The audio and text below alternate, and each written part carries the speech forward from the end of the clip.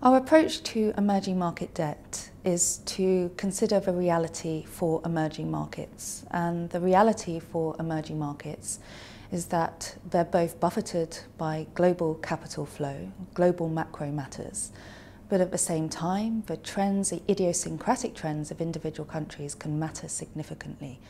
So you need to understand what's happening in the global economy and how that impacts emerging markets, but at the same time be aware of the idiosyncratic trends within individual markets. And that's a challenge, but also the great reward of trading in emerging market.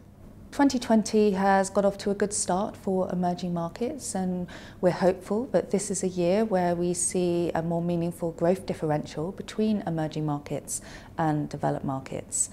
For the first time since 2013, we've started to see emerging market figures outpace those of developed markets. PMIs are a really good case in point. That being said, we're not expecting a V-shaped recovery.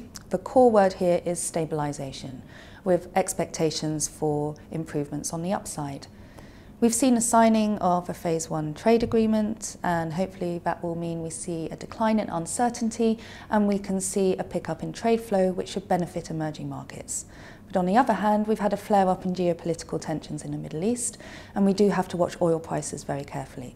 So as always, as an EM investor, hopeful but with an element of caution. Sustainability is at the heart of what we're doing as emerging debt investors. We have the privilege of being long-only investors. By its very nature and by definition, that's investing for the long term. We are the stewards of our investors' capital in these markets. So we have to take sustainability into the heart of what we're doing in terms of our analysis.